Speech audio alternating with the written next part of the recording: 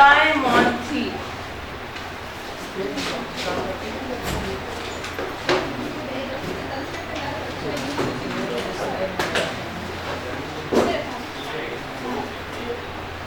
अच्छा जी, मेरे पास 3 रहे थे, निकाले ना जरा।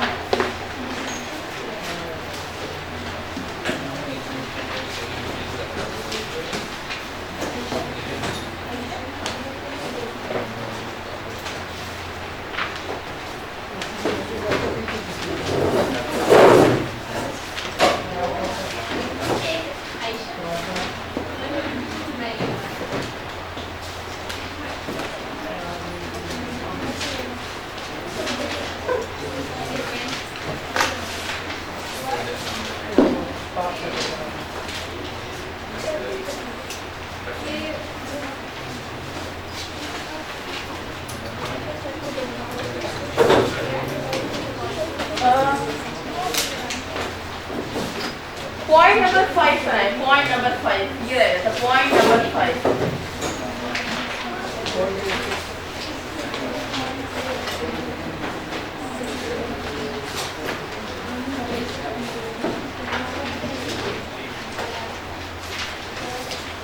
Point number 5 page number 408 question number 5 कल वाला जो 3 रह गए थे।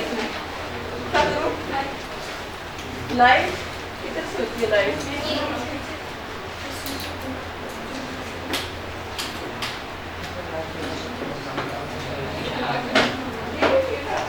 अच्छा, हम बेचारों को एक गिलास उसी में जिसकी पका वो भी खराब। चले जी आए, कहते हैं पॉइंट नंबर 5 में goods having sales value of 4500 were used for office repair. कल हमने देखा था ना पीरियोडिक इन्वेंट्री सिस्टम है। पीरियोडिक इन्वेंट्री सिस्टम में अगर आपने गोदाम में इन्वेंट्री कम करनी होती है तो किस चीज को आप डेबिट या क्रेडिट करते हो? परचेजेस को।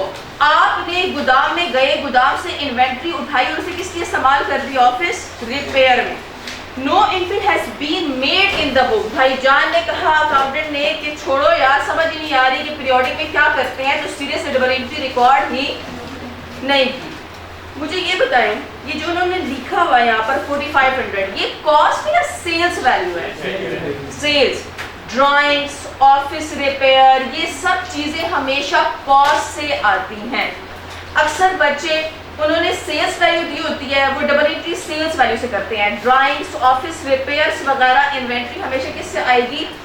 कॉस्ट से आएगी। तो यहाँ पर हम डबल एंट्री 4500 से करेंगे, दूसरी फिगर यूज करेंगे।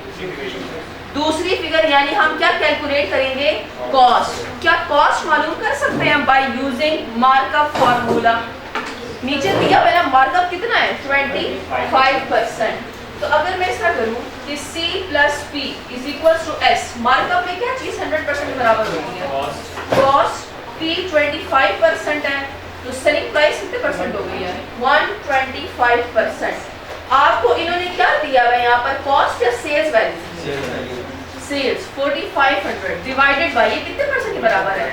125 के। मुझे चाहिए 100% कॉस्ट, तो कितनी आई कॉस्ट?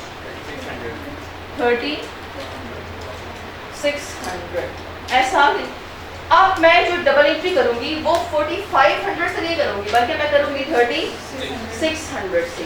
कैसे सोचें, ऑफिस रिपेयर में आपने यूज की इन्वेंट्री, तो डबल एंट्री क्या होनी चाहिए? ऑफिस रिपेयर डेबिट, और क्या चीज क्रेडिट करूंगी? मैंने क्या चीज उठाई है गोदाम से? इन्वेंट्री। लेकिन जो कि ये पीरियोडिक है तो मैं इसमें क्या यूज करूंगी? Purchases credit 3600। जैसे कल हमने नहीं देखा था ड्राइंग्स डेबिट, परचेजेस क्रेडिट। अब यहाँ पर ऑफिस रिपेयर में जो कि इन्वेंट्री यूज हुई है तो ऑफिस रिपेयर डेबिट और परचेजेस क्रेडिट। क्या अकाउंटेंट भाईजान ने कुछ डबल एंट्री की है? नहीं। तो मैं क्या डबल एंट्री करूंगी? एज इट इज उठा के डबल एंट्री करूंगी। Office repair debit rectify. दोबारा से कह रही हूँ, इसमें से हमेशा 8 से 10 नंबर का सवाल आता है। और परचेजेस क्रेडिट,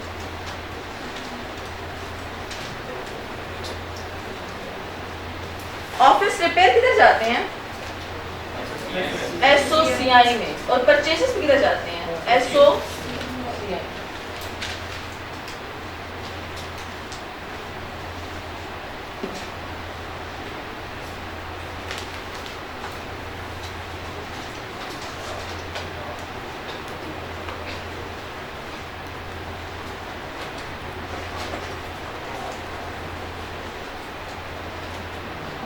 भास साहब किधर थे आप? 2 दिन। वाह जी वाह, क्या बात।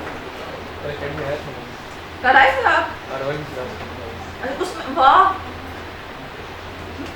बहुत साल होता है आरमान, बहुत ही गाप होती है, सबसे अच्छी पासिंग परसेंटेज उसकी है। एग्जामिनर कहते हैं कि जी आप इसे ना भी पढ़े आप पास हो जाएंगे।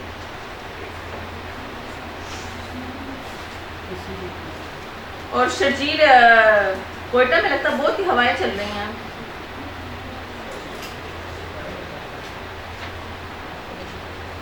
यार आप लोग के घर वाले वाकई में कुछ नहीं कहते जब आप लोग छुट्टियां करते हैं? कोई कॉल शॉल करके बेटा गए हो या नहीं गए हो?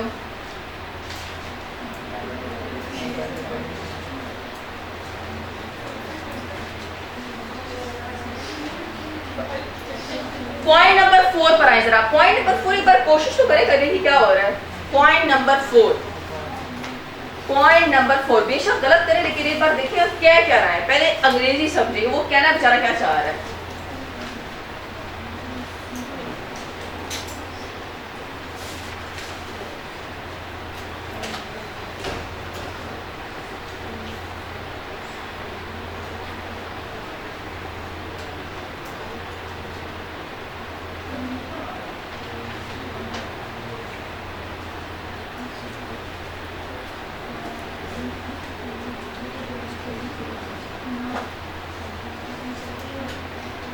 रिसीट ऑफ 21,850, रिसीट में हमें पैसा मिला 81,850 का, वॉज क्रेडिटेड टू सेल्स, और हमने इसे कहां पे क्रेडिट कर दिया? सेल्स में। The amount was receive from a debtor, कहते हैं जो अमाउंट हमें मिली है एक डेटर से मिली है as full and final settlement of an outstanding balance of 23,000। एक डेटर से कितने पैसे मिलने थे? 23,000। मिले कितने? 21,850। बकाया क्यों नहीं मिले? डिस्काउंट अलाउ हमने किया होगा, ऐसा ही है।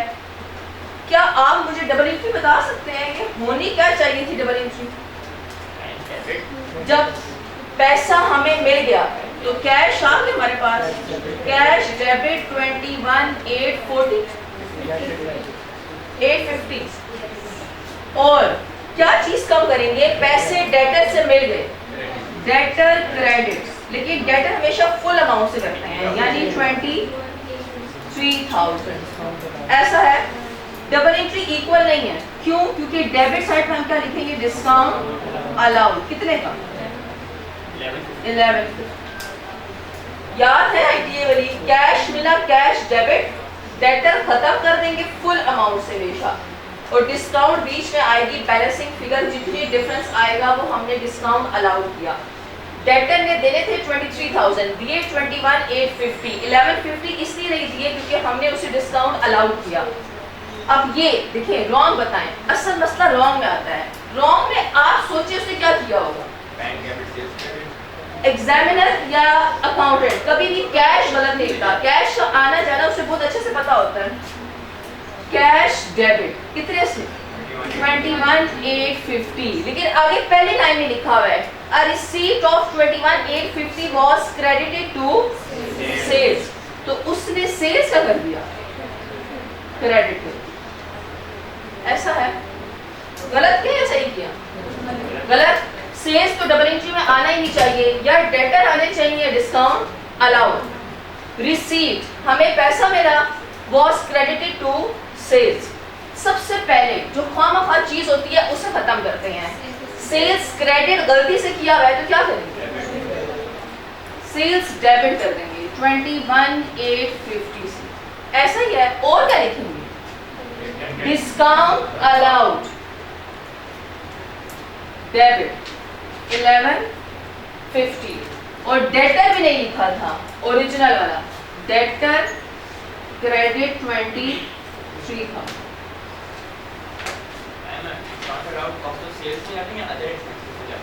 दोनों में लिख सकते हैं आप, लेकिन मर्जी आपके जहाँ लिखें।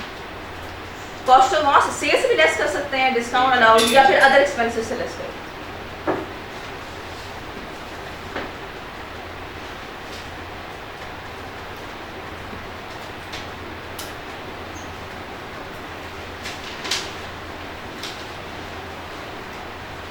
वाह, ये कमरा तो बहुत ही ठंडा है।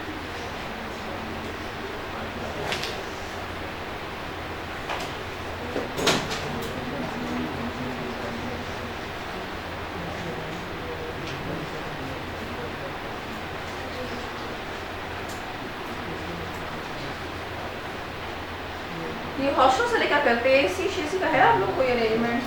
ओहो,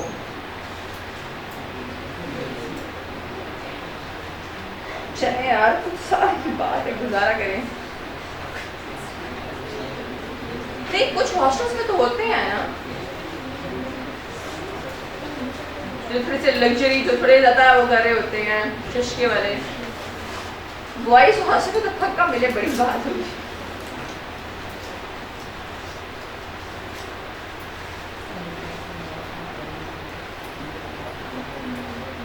कर लिया जरा आए ये रह गया था point number 7।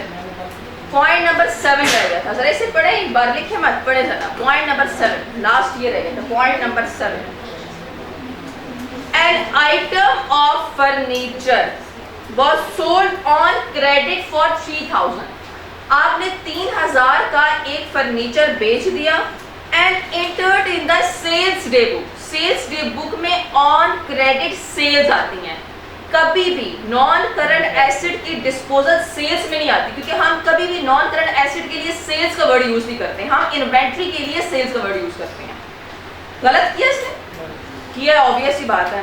The book value of this item was 5000। Book value means carrying value. इस आइटम की कैरिंग वैल्यू क्या थी फर्नीचर की? 5000 की चीज 3000 पर बेच डाली। फायदा हुआ या नुकसान? नुकसान, लॉस कितने का? 2000 का। सबसे पहले जरा मुझे ओरिजिनल बताएं।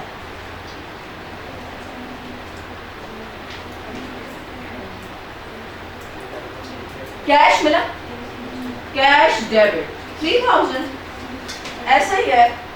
एसेट की कॉस्ट पता है आपको? कॉस्ट, एसेट की कॉस्ट नहीं पता, क्या चीज पता है? Carrying value. तो फर्नीचर खत्म करेंगे, जब कॉस्ट नहीं पता सिंपल कैरिंग वैल्यू लिख दें 5000।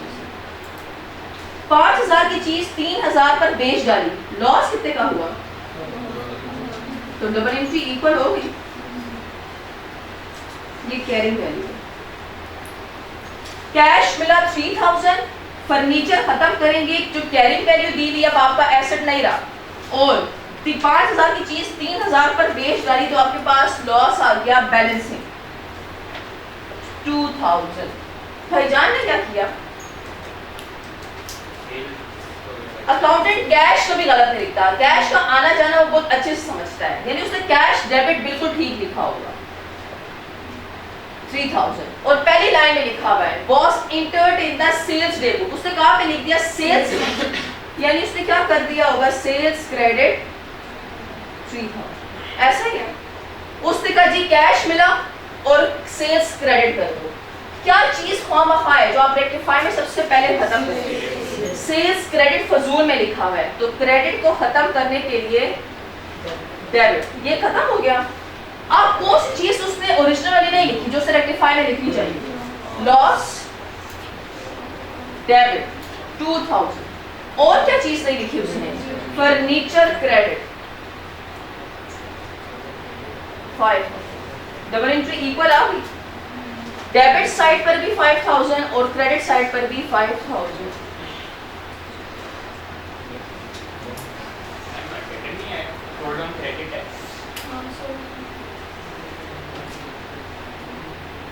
An item of furniture, हाँ सही है, on was sold on credit, सही है, on credit, कैश नहीं आएगा, तो डेटर लिख दें। डेटर भी नहीं बल्कि इसे आप रिसीवेबल लिख दें। डेटर का वर्ड हम यूज करते हैं गुड्स के लिए, रिसीवेबल।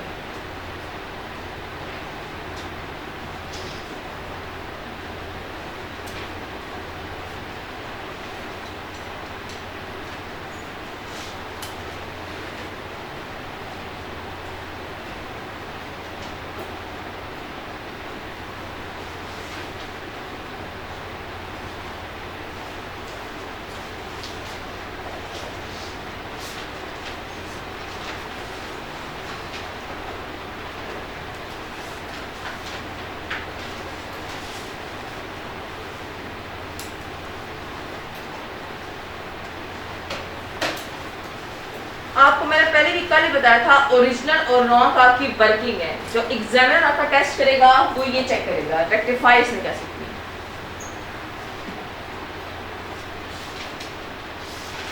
रिक्वायरमेंट क्या थी? करेक्टेड, सही वाली ग्रॉस प्रॉफिट कैलकुलेट करो और नेट प्रॉफिट कैलकुलेट करो। सबसे पहले बताएं अनएडजस्टेड या इनकरेक्ट ग्रॉस प्रॉफिट कितना है? पहली लाइन में लिखा हुआ है 850,000 और नेट प्रॉफिट कितना है? 460,000।